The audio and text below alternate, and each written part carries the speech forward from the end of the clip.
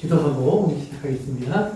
고마우신 아버지 하나님, 오늘도 저희들에게 주신 이 시간을 주님 앞에 감사드립니다. 우리의 삶 속에 주님을 알게 하실 뿐 아니라 또 주의 말씀을 배울 수 있는 기회와 시간을 허락해 주신 것을 감사드립니다. 아버지 하나님, 우리가 이 말씀을 듣고 배우며 우리의 믿음을 더욱더 바로 세워갈 수 있도록 도와주시고, 이 믿음을 또한 아버지 하나님, 주님 앞에서 부끄럽지 않게 이 세상 속에서 빛과 소금으로 살아가며 증거할 수 있도록 인도해 주옵소서. 부족한 종 주님의 도구로 오늘도 주님의 말씀을 바로 전할 수 있도록 진리를 종의 입술에 채우시고 언어와 표현을 사용하여 주옵소서. 예수님의 이름으로 기도합니다. 아멘. 우리 지난 시간 누가복음 17장에 나오는 우리 비유를 공부하기 시작했어요. 그래서 우리 지난 시간에 먼저 공부한 단어, 중심된 단어가 실족해 하는 것에 대한 공부를 먼저 시작을 했었죠. 실족한다는 것은 이렇게 넘어뜨린다는 거예요. 그것이 이제 어떤 의미가 되냐면 함정을 파놓고, 옛날에 보면은 저도 이제 어떻게 보면 새를 이렇게 잡으려고 하면 소쿠리를 이렇게 세워놓고요. 거기 앞에 나무를 하나 세워놓고 안에다가 이제 쌀이나 이런 곡식을 좀 넣으면 새들이 이렇게 오죠. 그러면 끈으로 이렇게 소쿠리를 받치고 이렇게 탁 잡아당기면 이제 잡힌단 말이에요. 이렇게 세워놓고 딱 잡아당기는 거, 그거를 이제 실족하다라는 말을 그 표현을 써요. 그러니까 누군가를 넘어뜨리기 위해서 계획적으로 준비해놨다가 탁 걸려 넘어지게 하는 거, 그것을 실족해 하는 것. 그런데 오늘 본문에 우리 제세 본문처럼 실족해 하는 것이 없을 수는 없다. 그 말은 뭐냐면 우리는 다 누군가를 실족시킬 수 있는 가능성을 가지고 있고, 그리고 그런 일을 하고 있다라는 말이에요. 그러니까 나는 아니야, 절대로 그럴 리가 없어, 그런 거 아니에요.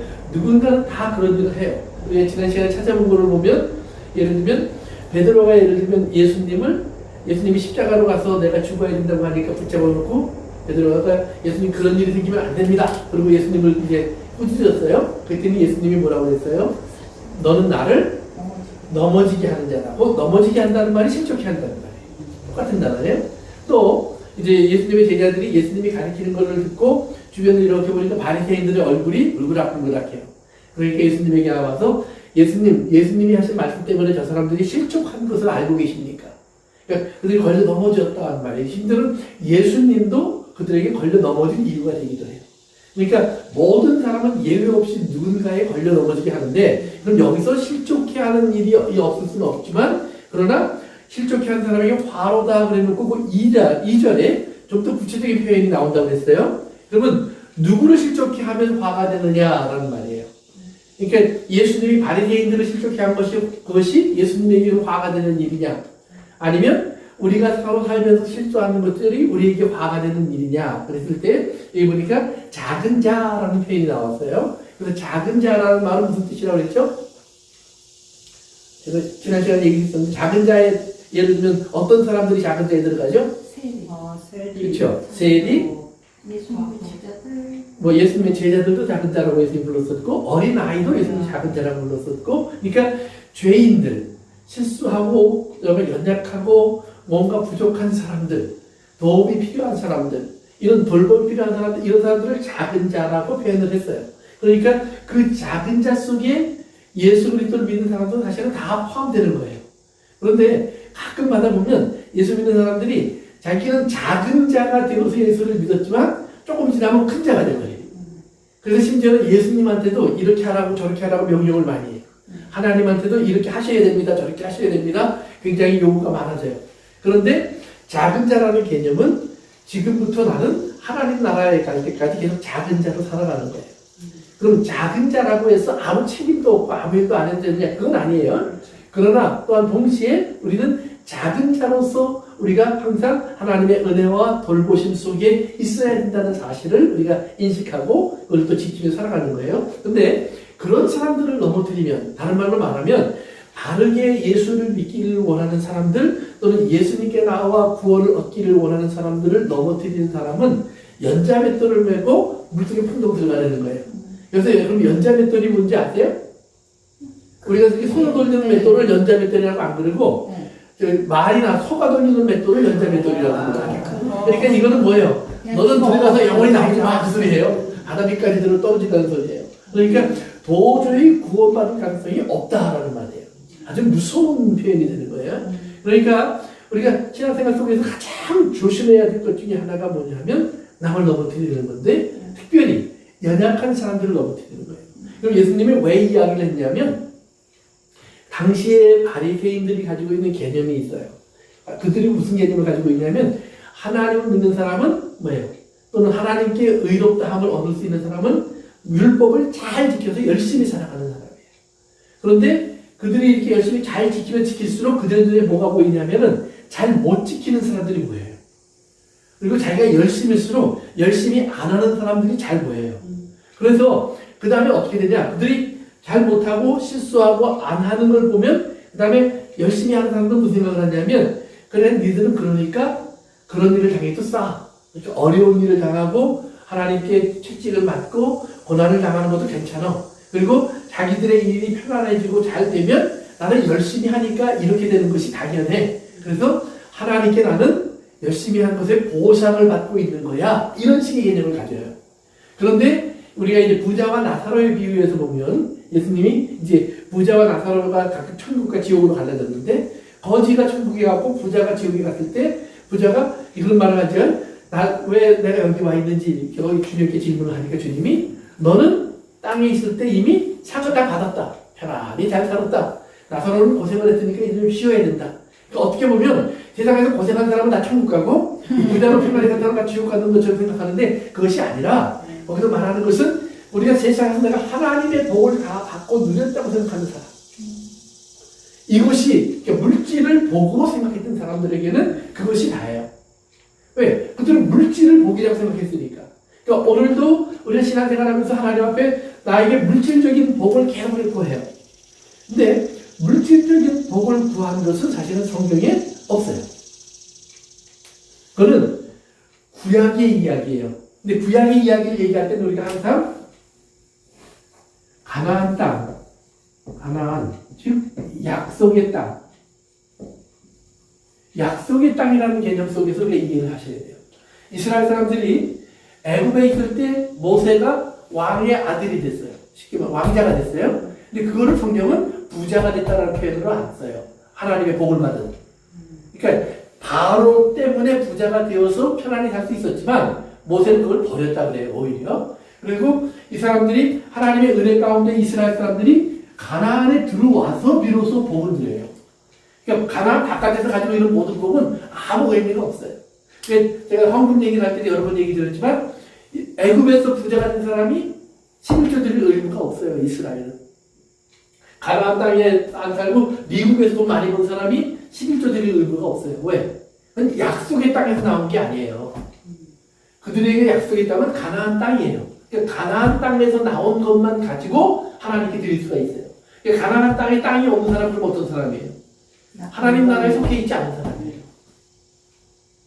이제 그런 개념을 여러분이 이해하고 들으셔야 되는 거예요. 그러니까 신약에서는 그러면 약속의 땅이 뭘로 바뀌냐면 in Christ예요. 예수 그리스도 안에서. 예수 그리스도 안에서.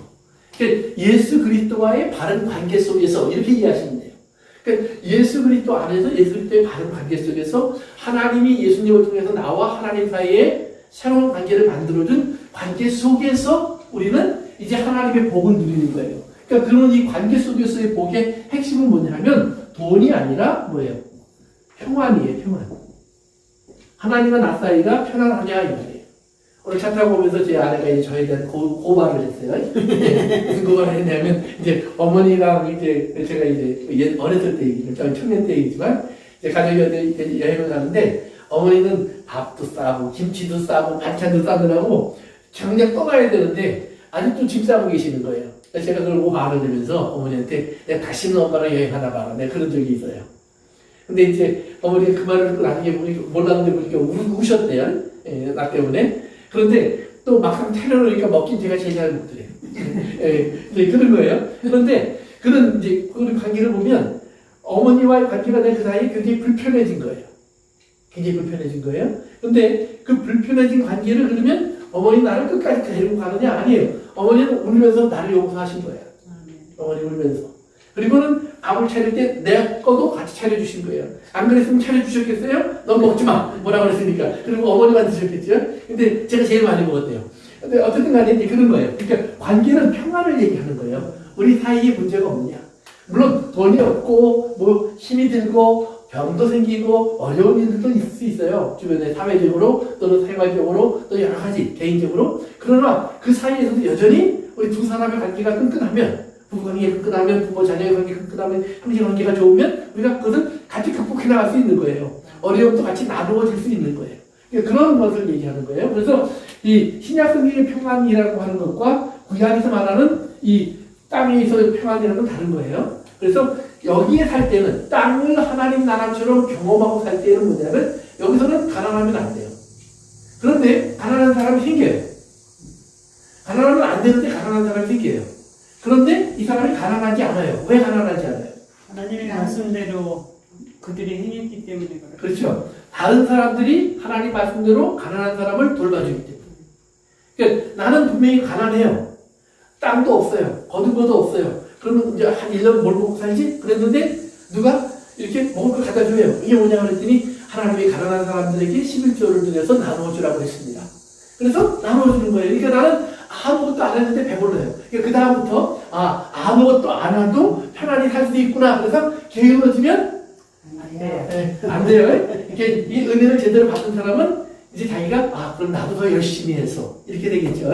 이제 그런 걸 얘기하는 거예요. 그러니까 이걸 은혜를 잘못 이용하는 사람들은 게을러진다는 생각을 하고 그걸 야곱같은 생각들을 하는데 하나님은 거기에 속지 않는다고 했어요. 그래서 어쨌든 간에 그래서 이런 이야기예요. 그래서 이런 우리가 가난한 사람들을 성경을 이렇게 돌봐주게 되어 있는데 우리도 모르는 사이에 내가 바르게 살다 보면 다른 사람들을 나와 구분하고 그 다음에 나는 이것을 누리는 게 당연하지만 저는 못 누리는 게 당연한 것처럼 그렇게 보는 판단하고 그 다음에 정죄하는 습관이 생겨요.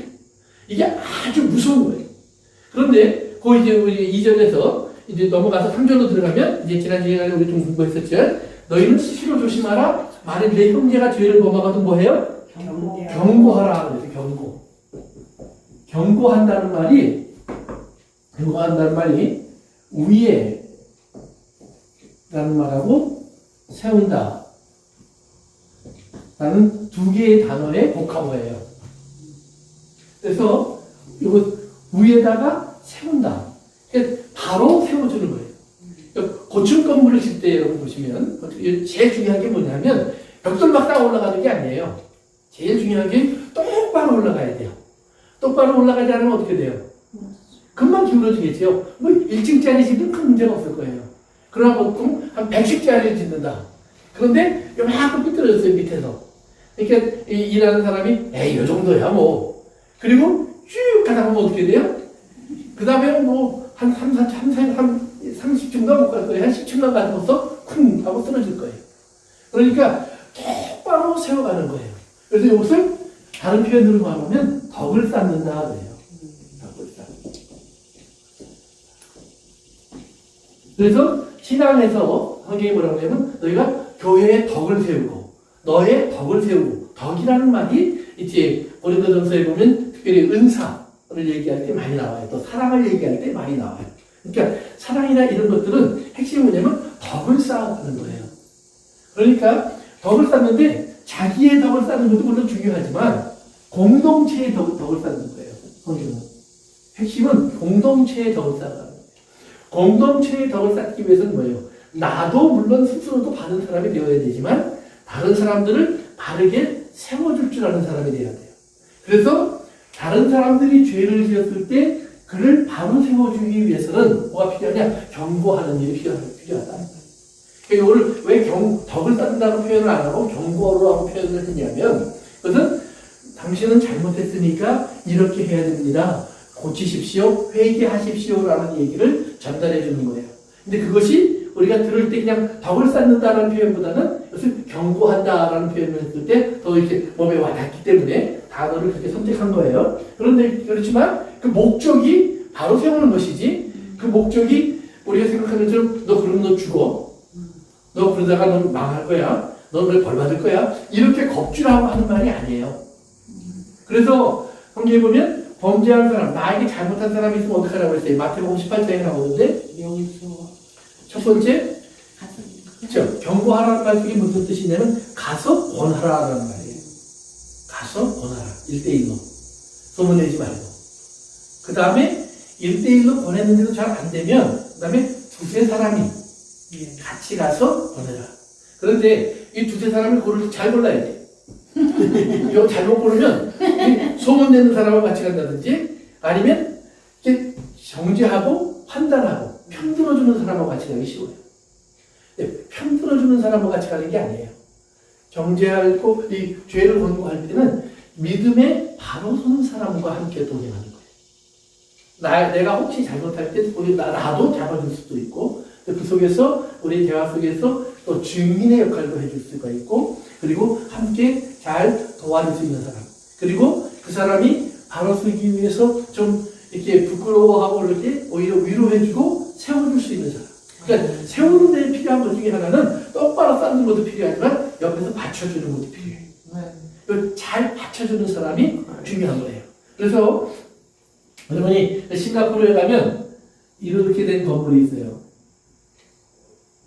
호텔인데 위에 풀장이 있는 세계적으로 유명한 건물이 하나가 있어요. 근데 이거를 한국 사람들이 지었다고 그래요. 쌍용건설에서 대단하죠. 그런데 이거를 이렇게 질 때 이렇게 사람 입자처럼 이렇게 두 개가 붙어야 되는데 이걸 어떻게 세울까 고민을 많이 했다는 거예요. 근데 막상 붙여놓으면 서로 기대지니까 괜찮아요. 그런데 올라갈 때까지 그때까지 뭐 했느냐 임시로 계속해서 줄을 만들어서 기둥을 만들어서 보충을 해주면서 쓰러지지 않게 받쳐준 거예요. 그러니까 결국 이렇게 올라가서 자기 역할을 할 수 있을 때가 왔고 그 다음에 그걸 띄워낸 거예요. 그러니까 같이 가는 사람들은 꼭 이 역할을 잘 해줄 수 있는 사람이 되어야 돼요. 이 역할을. 그래서 항상 우리가 신앙생활은 내 편이 필요한 게 아니에요. 하나님 안에서 하나님 앞에 나를 바로 세워줄 수 있는 사람 그리고 바른 길로 갈 수 있도록 격려해 주는 사람 함께 기도해 줄 수 있는 사람 이런 사람들이 우리에게 필요한 거예요. 그래서 경고할 때 두 번째는 두세 사람이 같이 가라. 그리고 나서 그래도 말을 듣지 않으면 교회의 이름으로 하라는 것이 교회의 이름. 온 교회가 다 알도록 알리고 그리고 이렇게 하라. 근데 그래도 말을 듣지 않으면 어떻게 하라고 했어요? 그렇죠. 남과 같이 여기라고 했어요. 이방인과 같이 여기라. 근데 이방인과 같이 여기라는 말이 뭐냐면 누가복음 5장에 한번 가보세요. 누가복음 5장.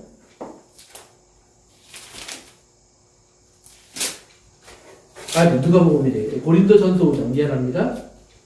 고린도전서 5장.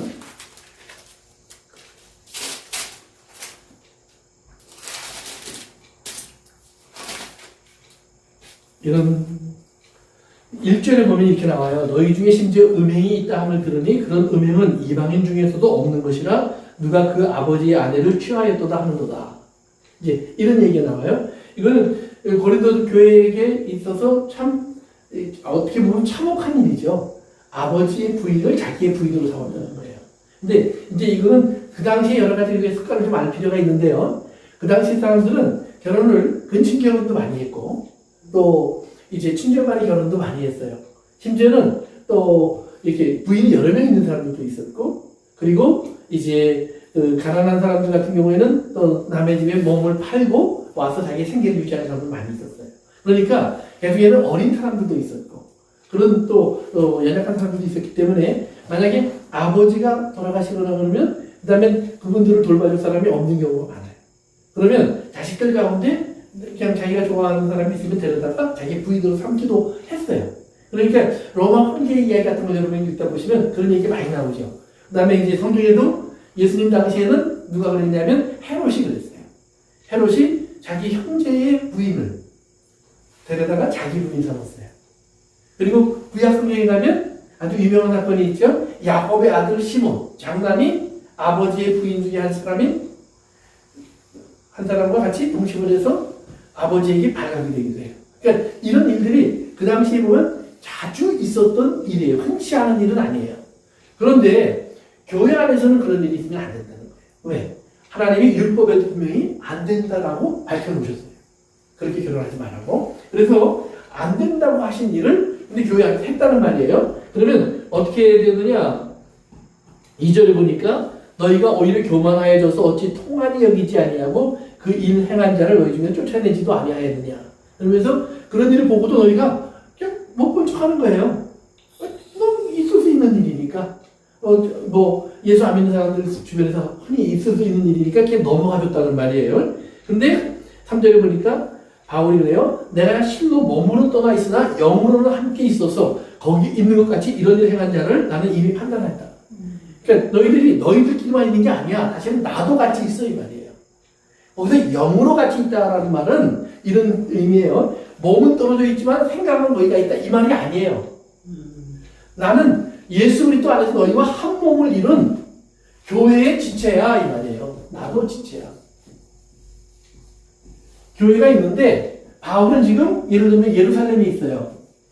지금 이거는 고린도 교회예요. 엄청나게 떨어져 있는 거예요. 육체적으로 볼 때. 그렇지만 내가 예루살렘에 있지만 그리고 여기 있는 교인들하고 난 예배를 드리고 있지만 아니야. 우리는 결국 예수 그리스도라는 교회의 한 몸이야 이 말이에요.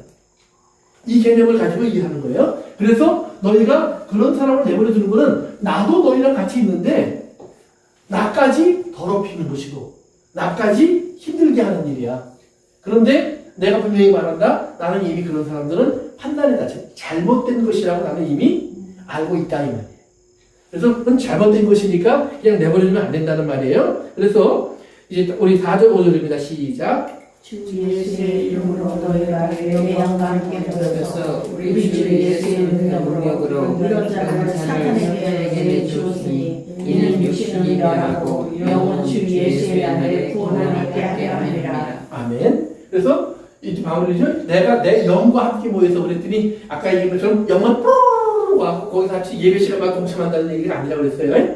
다른 데서 예배를 드려도 지금 우리가 지금 여기서 모임을 하고 있어도 우리는 캔사스에서 모이는 모임이나 한국에서 모이는 모임이나 다 같이 한 교회 안에서 지금 모여 있는 거예요. 그러니까 한국에 있는 어떤 교회의 실수는 우리의 실수로 우리의 잘못은 그들의 잘못도 되는 거예요. 그래서 교회들은 서로 바로 잡아줘야 될 그런 의무가 있고 책임이 있고 또 거기에 같이 동참해야 될 기도해야 될 그런 마음을 가지는 필요하다는 거예요. 그래서 영으로 나와 함께 모여서 우리 주 예수의 능력으로 이런 자를 사탄에게 내어주었으니 네요. 그래서 이게 어떻게 하라고 그러냐면 그런 사람들은 교회에서 끊어내라라는 말이에요. 끊어내면 그럼 어떻게 됐느냐? 육신은 멸하고 영은 주 예수의 날에 구원을 받게 하려 함이라. 이 말을 잘못 이해하면 이렇게 돼요. 아 그러면 그 사람을 교회에서 끊어지는 순간에 세상에 나가서 뭐 병들어 죽거나 아무튼 뭐 어떤 끔찍한 일을 만나거나 해서 죽고 그 다음에 영은 땅 떨어져서 영만 뽀록 해서 하나님 나라 들어간다 이렇게 생각하는 거예요. 그게 아니에요. 똑같은 거예요. 즉 그가 육신을 멸하고라는 말은 뭐냐면 육신대로 살았다는 말이에요. 그러니까 이 죄 속에 그가 머물러 있는 것은 돌아오지 않고 그것은 자기의 육체의 정욕을 따라 살았고 이 말이에요. 그러니까 육체의 정욕대로 살아간 그런 사람은 뭐예요? 교회에서 끊어내므로 말미암아 생명에서 끊어지게 하는 거예요. 하나님의 은혜에서. 그러나 그의 영은 구원을 얻고 말은 뭐냐면 그 끊어지는 과정을 통해서 그가 뭐예요? 회복된다는 말이에요. 어떻게? 하나님 앞에 자기의 잘못과 허물을 깨닫고 돌아올 수 있는 기회가 되고 그 돌아오는 그 회개의 과정을 통해서 그의 영만 올라가는 것이 아니라 영이라는 말은 육체와 영혼이 하나 된 상태를 말하는 거예요. 육체와 영혼이 하나가 되어서 하나님이 주신 성령의 마음을 가지고 이제 내 육체도 하나님의 전이 되어서 이 말이에요. 하나님의 나라에 들어갈 수 있는 사람이 된다. 이게 교회가 경고하지 않으면 경고를 잃어버리면 뭐예요? 이런 사람들을 바로 잡아주는 기회를 잃어버리는 거예요.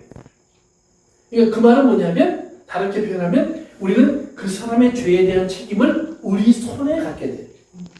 그래서 에스겔이나 에레미야 같은 데 보면은 이런 표현들이 있어요. 예수님, 하나님 주신 말씀에 아버지가 신 포도를 먹으면 아들의 이가 치워요, 안 치워요? 안 쉬어요. 안 치워요. 그러니까 아버지 죄, 엄마 죄, 아들 죄, 또 딸 죄 다 각각이라는 얘기예요. 그러나 또한 동시에 그러나 우리가 그런 아버지가 그런 아들이 잘못하는 걸 보면서 내가 천국 갈까 너 천국 갈까 걱정하지 마 이러면 안 된다는 얘기예요. 아버지가 아들을 정책하기를 게으리하면 안 된다. 그렇기 때문에 어머니가 딸을 위해서 그 딸의 잘못된 것을 보고 묻고 하면 안 된다. 그것을 반드시 깨우쳐주고 그를 바로 세우기 위해서 우리가 애쓰고 노력해야 된다는 책임이 주어지는 거예요. 근데 만약 그것을 하지 않으면 그래요. 선지자한테 하나님이 네가 이스라엘의 잘못된 것에 대해서 알려줬는데 그걸 전하지 않으면 그들의 핏값을 네 손에서 맞으리라. 그들의 핏값을 네 손에서 맞으리라. 그러니까 우리 각자에게는 그런 책임이 있는 거예요. 그러니까 이제부터 남 잘못하는 걸 눈이 부릅뜨게 찾아갖고 쫓아다니면서 고쳐주세요. 그런 건 아니에요. 그러나 우리의 삶 속에서 우리가 성경은 사랑은 허다한 죄를 접는다 그랬잖아요. 그러니까 우리가 허다한 죄를 용서할 수 있어요. 그러나 꼭 권면해야 되는 죄가 있어요. 꼭 권면하는 죄가. 그러니까 그런 것들을 여러분이 잘 구분할 줄 아는 죄가 필요한 거예요. 그러니까 다음에 허물을 보거나 잘못을 보았을 때 여러분들이 혹시 나에게 잘못하는 것, 예를 들면 예수님이 잘못하는 모든 사람들에게 그들의 죄를 다 밝혀내고 그들을 권면한 게 아니에요. 굉장히 많은 죄는 넘어갔어요. 그러나 어떤 죄에 대해서는 예를 들면 베드로 너 나 부인할 거야. 그런데 그걸 언제 얘기하셨냐면 베드로가 잘난 척할 때 나는 안 그럴 거예요. 그러니까 아니야 네가 제일 먼저 그럴 거야. 그렇지만 너 꼭 기억해라. 네가 돌이킨 후에 오히려 너는 다른 사람들을 세워주는 사람이 될 거야. 그러니까 네가 한번 잘못했다가 돌아와 봐. 그러면 그것이 얼마나 귀한 은혜인 줄을 알게 될 거야. 그러면 다른 사람들이 잘못할 때 이제 너는 그들을 받쳐줄 수 있는 그런 지혜를 갖게 될 거야. 믿음. 그런 말씀으로 준비해 주시는 거예요. 그래서 경고한다 그래요. 두 번째가 뭐냐면 다시 17장으로 갑니다. 누가복음 17장. 두 번째가 회개하거든 그래요. 그 다음에 이건 컨디셔널이에요. 용서는 조건이에요. 17장 3절에 보니까 죄를 범하면 경고하는 것은 컨디션이 아니에요. 그러나 회개하거든 용서하라라는 말이에요. 그러면 회개 안 하면 용서 안 해도 될까요? 용서해야죠. 하나님 계속 용서하라고 말씀하셨어요. 용서를 가지고 있어야 용서할 수 있어요. 그러니까 용서는 여러분이 미리 준비하셔야 돼요. 제가 설교하면서 몇 번 그런 말씀 드렸는데 하루를 출발하기 전에 여러분이 해야 될 기도 중에 하나가 주님 내게 죄 짓는 자들을 용서할 수 있게 하옵소서. 그러니까 우리에게 죄 지은 자를 사하여 준 것 같이 우리 죄를 사하여 주옵소서라고 이제 주님이 가르쳐준 기도가 있어요. 그 기도처럼 우리 하루를 시작하기 전에 하나님 나는 분명히 오늘 하루도 나에게 잘못하는 사람을 만날 겁니다. 예를 들면 운전하다가 내 앞에 탁 끼어들어오는 사람을 만날 겁니다. 신호도 안 주고. 그럴 때 내 입에서 저놈이 나가지 말고 넌 참 복 있는 사람이다. 내 앞에 들어왔어. 내가 하나님을 그렇지 않은데 기도했다. 내가 널 용서하려고 내가 기도했다. 하나님 저를 용서하여 주시옵소서. 예? 이게 얼마나 그 사람이 자기도 모르지만 복을 받고 있는 거예요. 근데 그가 모르면 그 복이 누구한테 와요?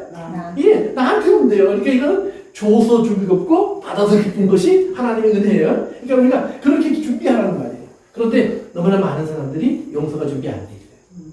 그러니까 회개하면 용서하라고 그랬는데 용서는 뿔마부터 때리고 싶고 그 다음에 외면하고 싶고 끊어내고 싶고 그 다음에 모른 척하고 싶다 이 말이에요.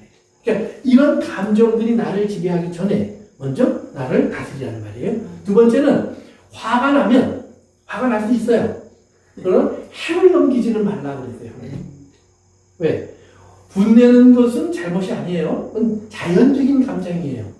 잘못과 실수와 자기에게 어떤 어려움을 주는 사람에 대한 자연적인 감정이에요. 그렇지만 분내는 것은 유익한 것은 아니에요. 이거 잘 알아야 돼요. 요즘 세상 사람들은요. 분내는 것이 건강에 도움이 돼야 안 돼요. 돼요. 건강에 도움이 된다고 그래요. 화내라고 가르쳐요. 맞아요. 네. 그래서 분을 표출하는 것이 당신의 정신 건강에 굉장히 좋습니다. 그래요. 근데 정신 건강이 좋은데 영적인 건강이 안 좋아요. 이걸 잘 하셔야 돼요. 사람끼리도 일단은 부딪히기 때문에 안 되죠. 예. 그러니까 이거를 악용하지 말고 우리가 지혜롭게 해야 돼요. 분이 날 수는 있어요. 하나님도 그걸 부인하지 않아요. 네. 그건 당연한 거예요. 심지어는 예수님도 화를 내신 적도 있고 하나님도 화를 내신 적이 있어요. 성경 분명히 나와요. 그러나 그 다음에 예수님이나 하나님이 화를 다스리시는 방법이나 그 화를 통해서 하신 일을 잘 봐야 돼요. 그래서 첫째는 하나님은 철저하게 사람을 미워하지 않고 죄를 미워하세요. 철저하게. 그런데 사람이 죄가 자기 거라고 그러면 그 사람도 죄와 함께 가요. 그러나 죄가 하나님, 이 죄가 들어와서 나를 넘어뜨렸습니다라고 고백할 때 하나님은 그 죄인을 용서하세요. 이걸 우리가 잘 기억하셔야 돼요. 그래서 우리가 죄 때문에 분이 일어나면 우리가 잠시 조용한 시간을 가질 필요도 있고 피할 필요도 있어요. 순간적으로 대화를 잠시 끊으실 필요도 있어요. 그러나 해를 넘기지 마세요. 하나님께 돌아와서 하나님 앞에 그걸 고백하세요. 그러면 우리가 가장 좋은 거는 날 보고 하나님이 화나셨을 때를 생각해 보시면 돼요. 내가 고랬을 때. 내가 저 사람이 지금 나를 화나게 한 것처럼 내가 하나님을 똑같이 화나게 한 적이 없나? 보면 없을 수가 없을 거예요. 있을 거예요. 그런데 하나님이 나를 어떻게 하셨냐? 그냥 넘어가 주셨어? 그러면 하나님 나도 그럴 수 있는 마음을 주시옵소서. 용서를 허락하셨는데 용서가 안 되는 내 좁은 마음을 하나님 이제는 터뜨려서 넓은 마음이 되게 하옵소서. 그래서 제가 지금도 잊지 않고 있는 한 그 목사님의 얘기가 있는데 이제 청년들이 있는 교회인데요. 거기에 보면 재수생들하고 재수를 안 하고 대학에 들어간 사람들하고 갈라진대요. 고등학교 졸업하고 나서. 대학을 가려고 하는데 누구는 실패하고 누구는 성공해서 같이 모이지 못한대요. 그래서 그게 목사님의 큰 고민이에요. 그런데 이 재수하게 된 한 여학생이 있었는데 아주 성격이 날카로워져 갖고 대학 들어간 아이들이 옆에서 조금만 건드리면 팩팩팩팩 터진다는 거예요. 그래서 어쩌면 좋을까 고민을 했는데 1년 지났는데 대학에 붙었어요. 근데 그 다음 주일에 교회를 왔는데 큰 사건이 벌어져요. 누가 얘를 좀 이렇게 힘들게 했어요. 옷에다 뭘 했다든가 뭐 그래요. 근데요 놀라우도록 내가 괜찮아 뭐 빠르면 되지 뭐 이런 생각이 드는 거예요. 그래서 이유가 뭔가 봤더니 대학에 붙었어요. 하나님께 합격되는 거다. 대학에 붙는 것이 용서하는 데 도움이 된다. 목사님이 깨달은 진리래요.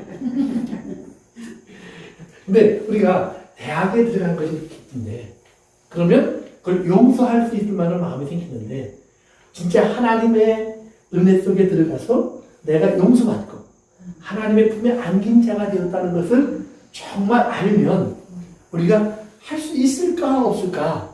있을까? 예, 그거는 여러분 각자 계산해 보시면 알아요. 왜냐하면 오늘 우리 공부했지만 예수님이 주신 비유 중에 그런 것이 있었죠. 예수님 앞에 와서 이제 발을 닦는 여자가 있었는데 사람들이 저 여자가 어떤 사람인데 하고 수군거렸어요. 죄인이란 말이에요.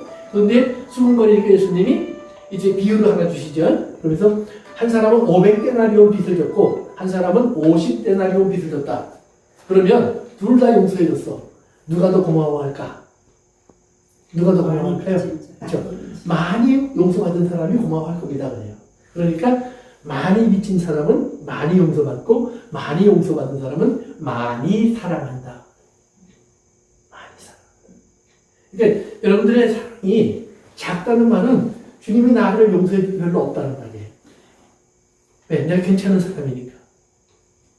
그것이 바리새인들의 문제예요. 잘못한 게 기억이 많이 나야 용서에 대한 것이 커질 텐데 그게 안 생기는 거예요. 대신 세리는 다 알아. 누구든지 알아. 자기도 알고 이웃도 알고 온 세상이 다 아는 죄인이에요.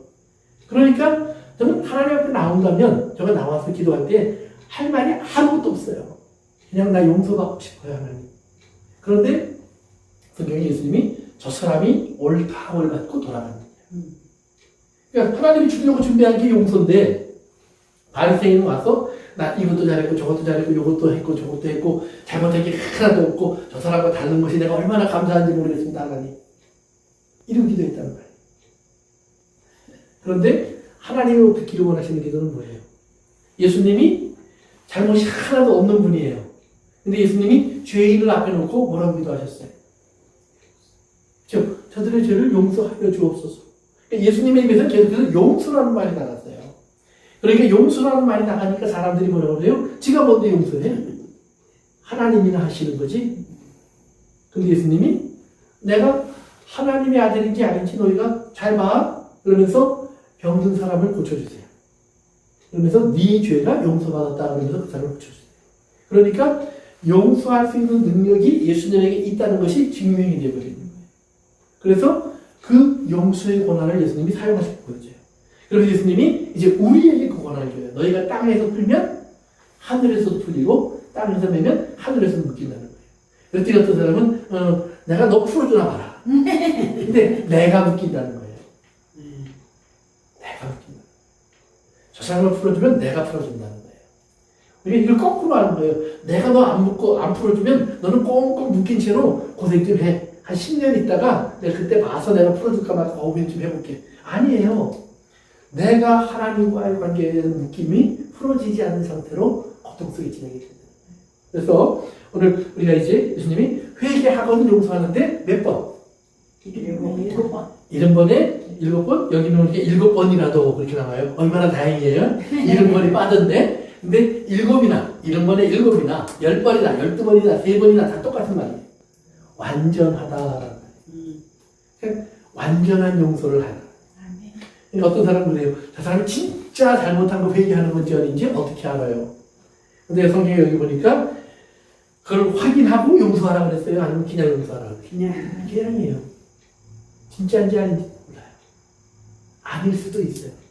그러나 그건 그 사람의 문제예요. 우리의 문제는 용서예요. 용서라는 것은 감정의 문제가 아니에요. 감정의 문제도 물론 있어요. 그러나 더 중요한 것은 법적인 문제예요. 그래서 용서라는 말에 가장 많이 사용되는 것이 빚 문서를 찢어버린다는 거예요. 그러니까 우리나라에서 보면은 해방되고 나서 노예 문서를 불태운 사람들 이야기가 있어요. 또 조선시대에도 가끔, 많지는 않지만 몇몇 사람들이 어떤 노예들이나 종들에게 그 문서를 불태우고 너는 자유한 사람이다. 자유를 준 적이 있어요. 그러면 어느 날 순간적으로 생각이 다시 났어. 그래도 그때는 돌쇠가 있어야 이 문제는 해결되는데 돌쇠 잡으러 가는 거예요, 다시. 그래서 나 자유 주신 거 아니? 이러면 내가 언제 줬어? 다시 잡아버리면 이스라엘 사람들이 그렇게 했어요, 실제로. 하나님 말씀 듣고 희년이 되면 용서하라고 해서 다 놔줬는데 놔줘보니까 농사질 사람이 없네?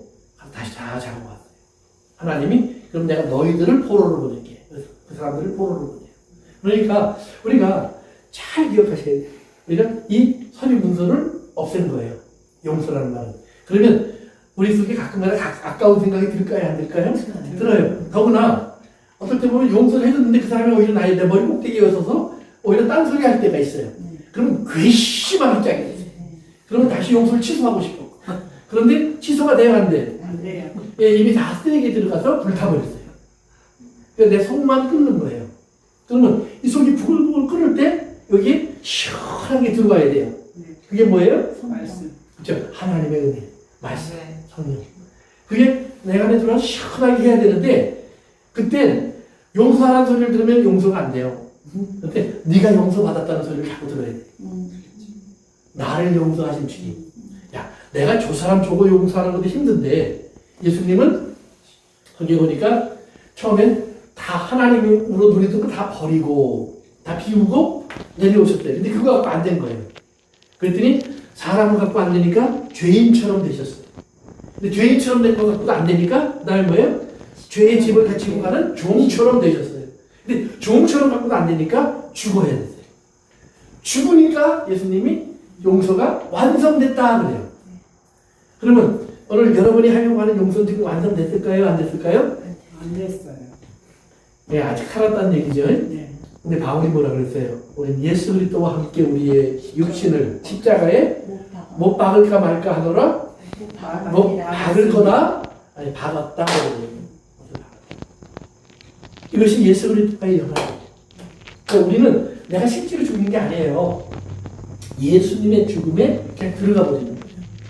그래서 예수님이 죽은 것으로 내 죽은 것이 죽은 것으로 여겨진 거예요. 그런데 자꾸 살아. 그럴 때 뭐예요? 넌 죽었어 이놈아. 그걸 자꾸 알려주셔야 돼.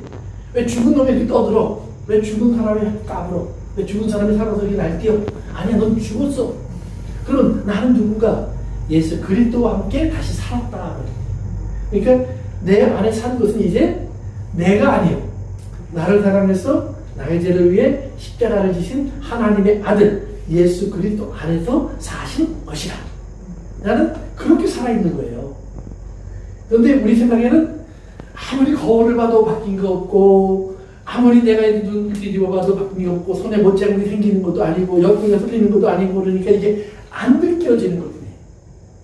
그러나 우리 속에 우리도 모르게 지난 주일에 말씀드린 것처럼 바람처럼 하나님의 성령의 음성들이 들려요. 바람처럼. 그래서 내가 이러면 안 되는데 이런 생각들이 들어와요. 그러면 그때 어떻게 해요? 그렇죠? 예수님처럼 하시면 돼요. 예수님은 어떻게 하셨냐면 자꾸 조용한 데로 갔어요. 조용한 데로 갔다는 말은 기도하러 가셨다. 그럼 예수님은 하나님인데 뭔 기도를 해요? 그런데 아니에요. 기도하러 가셨을 뿐 아니라 히브리서에 보니까 땅에 있을 때, 육체에 계실 때 탄식과 눈물로 자기의 간구를 하나님께 드려서 들으신 바 되었다. 그러니까 이게 안 되니까 용서 받은 사람은 신이 나서 희희낙낙하는데 용서한 사람은 끙끙 앓는 거예요.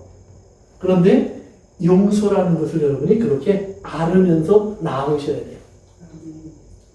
용서는 하나님의 일들은 그렇게 생명이 태어나는 과정을 자꾸 겪어가는 거예요. 그러니까 예수 믿는 것이 쉽다라고 말하는 사람은 거짓말쟁이에요. 예수 믿는 거는 돈 드는 일 아니에요. 뭐 지식이 필요한 일 아니에요. 학벌이 필요한 것 아니에요. 건강이 필요한 것 아니에요. 그러나 여러분의 마음속에 들어와서 하나님께서 하나님의 마음을 내 안에 담으셨는데 내 안에 끊임없이 일어나는 나라고 하는 내 과거의 마음, 옛사람의 마음, 내 육체의 마음과 끊임없이 싸우는 싸움이 일어나는 거예요. 그런데 이 싸움은 성경에 예수님 뭐냐면 이미 이겼다 그러는 거예요. 근데 이겼는데 자꾸 싸워요. 이겼는데 자꾸 싸워요.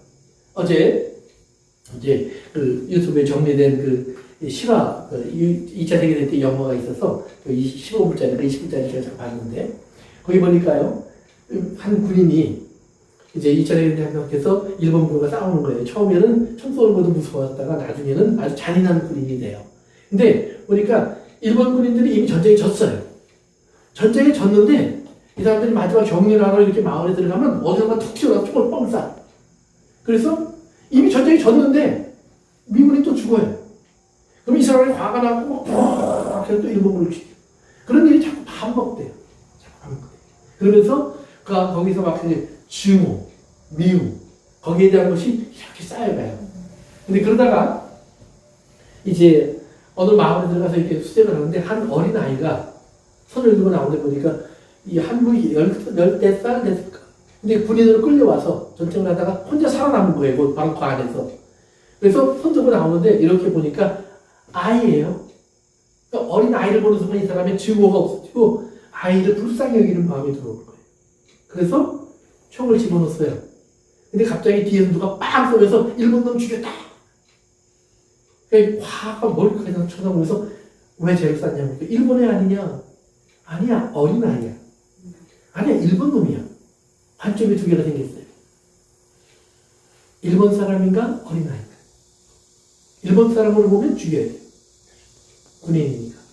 그런데 어린 아이로 보면 일본 사람이냐 아니냐가 문제가 아니에요.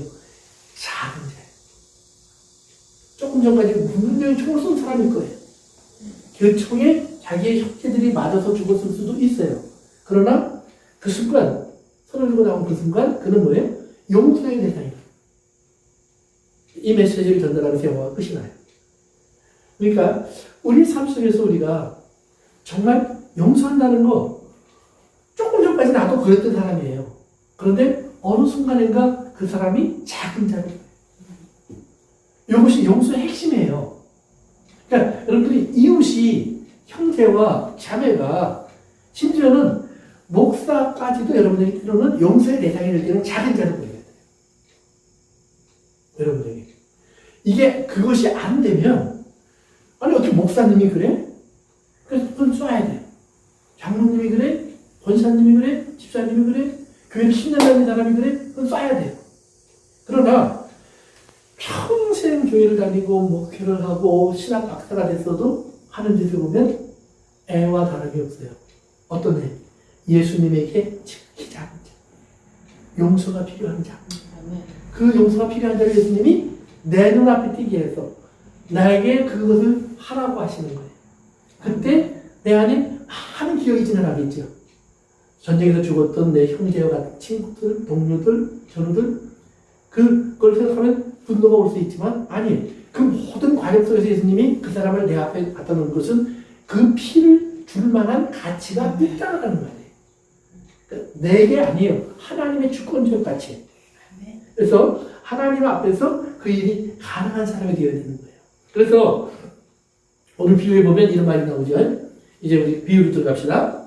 비유 들어가면 그 믿음의 얘기는 다음 시간에 합시다. 그래서 비유에 들어가면 이제 한 사람이 주인이 있는데 밭에서 양을 키우고 있어요. 종을 내보내서 양을 치고 저녁에 돌아왔어요. 그랬더니 주인이 뭐라 하냐면 먹을 것 준비하고 그 다음에 내 옆에서 잘 서브하고 그리고 내가 먹는 동안에 그대로 굶는 채로 거기 서 있어. 그러니까 맛있는 냄새 풍기면서 주인은 배불리 먹고 그 다음에 자기는 잠깐 쉬러 갔어요. 그리고 나서 너 먹든지 마시든지 알아서 해. 그러면서 자기가 이렇게 다 해줬으니까 감사합니다 종님 이러고 가겠느냐 이 말이에요. 그냥 가죠. 여기서 중요한 게 있어요. 그럼 여기서 왜 주님이 이 비유를 제자들에게 주었을까? 왜 이 비유를 제자들에게 주었을까? 그럼 제자를 알아야 돼요. 제자가 누구예요? 제자는 어떤 사람이에요? 예수님이 직접 같이 지내면서 교육받고 하는 사람. 그렇죠. 예수님을 팔로우하는 사람들이에요. 예수님 따라다니는 사람. 단순히 따라다니는 게 아니라 뭐예요? 예수님과 같은 길을 가겠다는 사람이에요. 예수님이 가신 그 길대로 우리도 가겠습니다. 그랬더니 예수님이 그래? 그러면 너희들은 종이 돼야 돼. 근데 어떤 종이에요? 무익한. 여기서 하는 대로 죽도록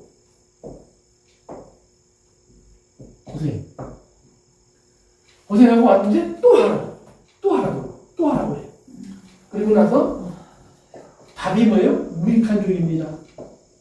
내가 한 것 가지고 뭐 하나님이 도움된 것이가 있겠습니까? 이 말이에요.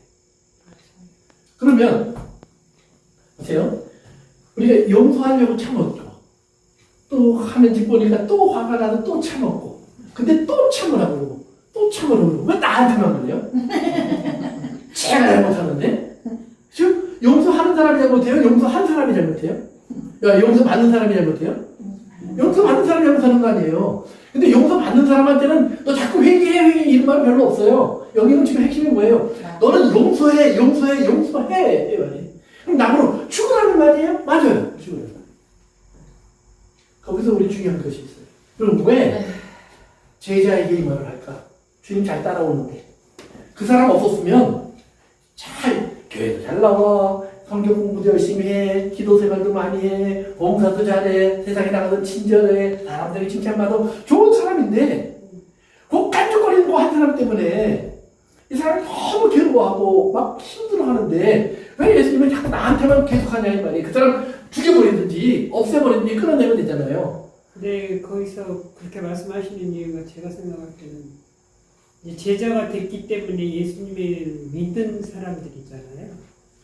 믿은 사람이 이제 그렇게 해야만이 무익한 사람들이 돌아올 수 있기 때문에 계속 그렇게 해야 된다고 아무것도 모르잖아요. 무익한 사람들은. 핵심을 많이 맞추셨어요. 저쪽 사람은 지금 하나님 말씀을 들어요, 못 들어요? 들어요. 못 들어요. 무익한 사람들. 제자만 지금 하나님 음성을 듣고 있는 거예요. 예. 그러니까 하나님 음성이 저 사람들에게는 너 바르게 살아라는 말을 안 하시는 게 아니에요. 그건 죄라는 말씀도 안 하시는 게 아니에요. 그러나 그 사람은 지금 하나님 음성을 들어요, 못 들어요? 못 들어요. 그런데 그 하나님 음성 속에는 제자에게 하는 말씀이 또 따로 있다는 말이에요.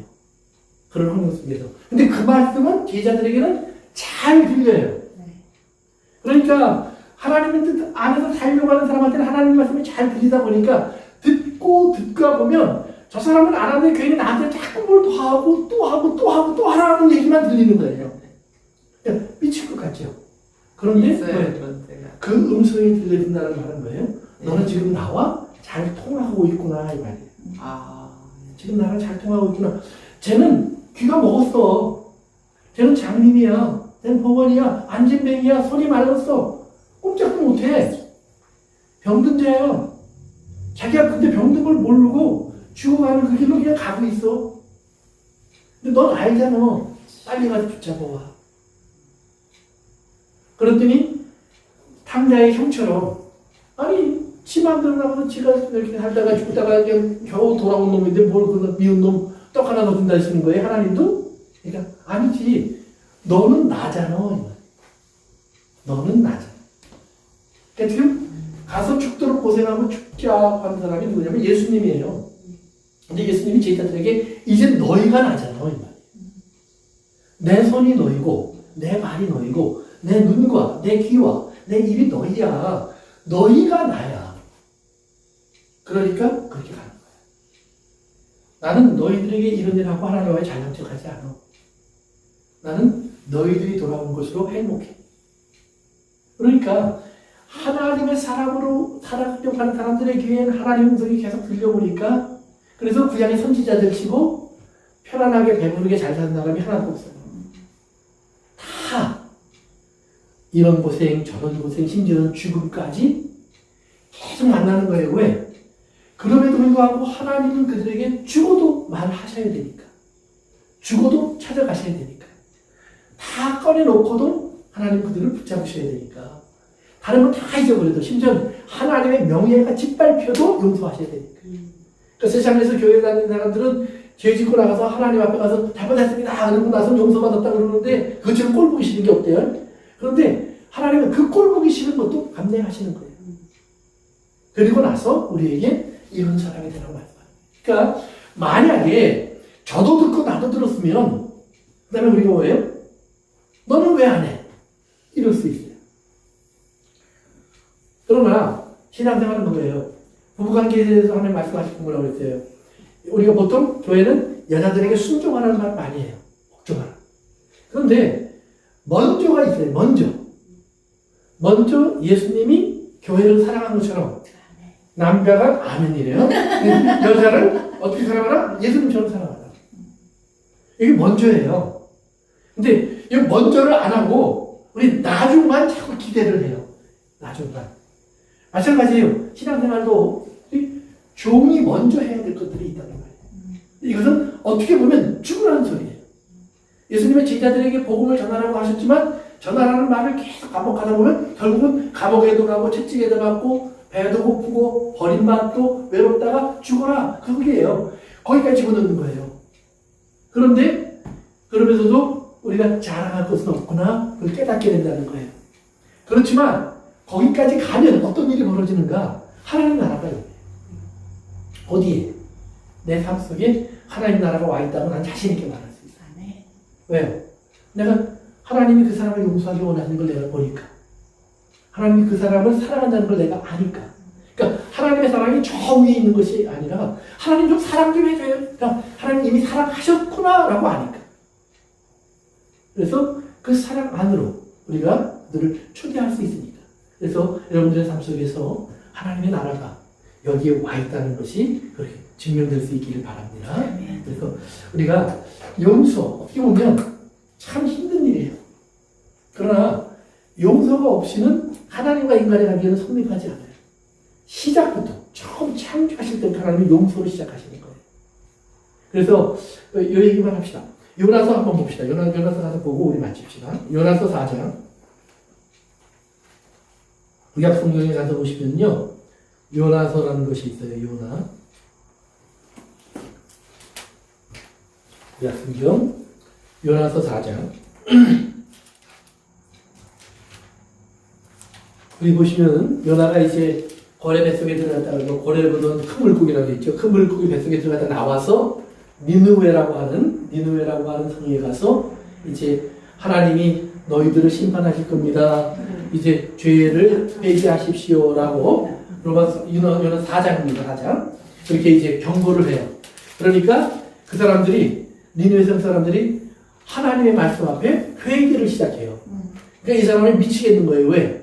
원수의 나라니까 불타는 걸 봤으면 좋겠는데 회개하니까 용서받을 거 아니에요. 그래서 요나가 1절, 4장 1절에 보니까 같이 읽어볼까요? 시작. 너는 심히 싫어하고 노하여 여호와께 기도하여. 그렇죠? 심히 싫어하고 성내는 거예요. 회개하는 걸 보면서 이건 말도 안 돼. 그러는 거예요. 그러면 하나님 뭐라고 기도하냐면 내가 이렇게 되겠다고 말씀하지 않았습니까? 그래서 내가 빨리 다시스로 도망가려고 했는데 주께서는 은혜로우시며 자비로우시며 노여하기를 더디하시며 인애가 크시사 뜻을 돌이켜 재앙을 내리지 아니하시는 하나님이신 줄을 내가 알았음이니이다. 내가 그래서 안 하려고 그랬던 거예요. 하나님 그 말이에요. 그런데 이 말이 뭐예요? 어디서 나와요? 하나님이 이스라엘이 범죄했을 때 모세에게 하신 말이에요. 나 여호와의 이름을 알게 하겠다. 나는 자비와 긍휼이 많고 인애하고 오래 참고 죄를 용서하고 복을 자손 천대까지 주고 뭐 이런 그 하나님의 모습을 다시 얘기하는 거예요. 그러니까 제가 지난 주일에 말씀드렸던 것처럼 하나님은 이스라엘이라는 민족에게서 사람이라고 하는 뭐예요? 객관화를 시키는 거예요. 그러니까 너희만 구원받는 게 아니야. 니느웨도 너희처럼 되면 구원받아. 미국도 너희처럼 되면 구원받아. 그 얘기를 지금 하나님이 하시는 거예요. 그런데 요나는 우리는 괜찮지만 쟤들은 안 돼요 이 말이에요. 그래서 내가 알았습니다 그래요. 그러면서 3절에 같이 읽어봅니다. 시작. 여호와여 원하건대 이제 내 생명을 거두어 가소서. 사는 것보다 죽는 것이 내게 나음이니이다. 아멘. 원수가 용서받는 걸 보느니 차라리 죽겠습니다.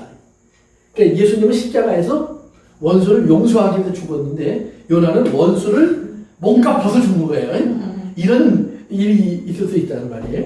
근데 사실은 이것이 우리의 어떤 마음을 잘 대변하는지도 몰라요.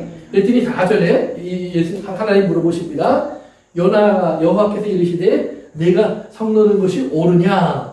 그렇게 하더니 그 다음에 하나님이 이제 하시는 일이 있어요.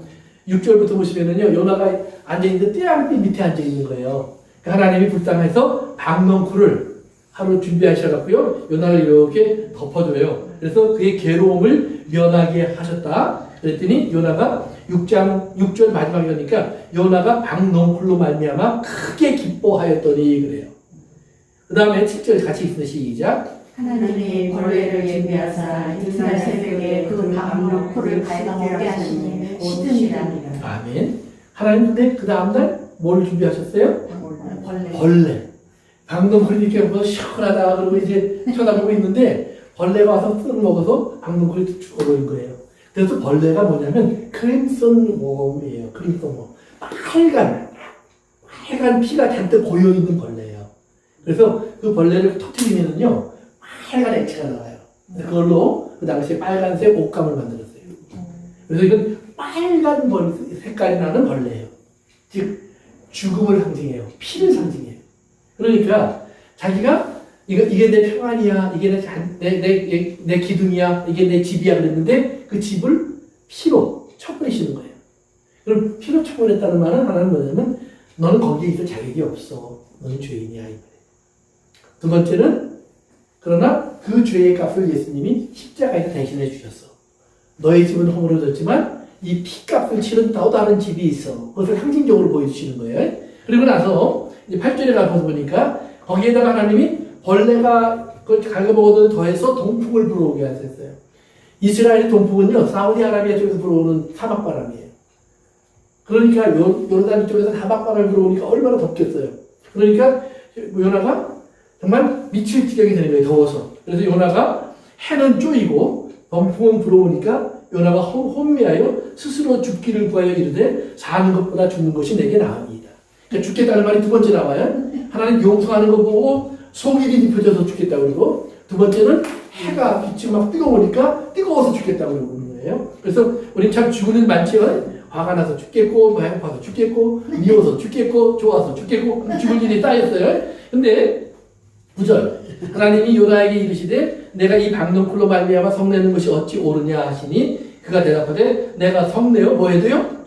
죽기까지 할지라도 옳으니이다. 또 믿음도 좋아. 죽기까지 믿어. 자기의 확신을요. 근데 이제 10절 중요한 말이 나옵니다. 다 같이 있습니다. 시작. 여호와께서 이르시되 내가 수고도 아니하였고 재회도 아니하였고 하룻밤에 났다가 하룻밤에 말라버린 이 박넝쿨을 아꼈거든. 아멘. 아멘.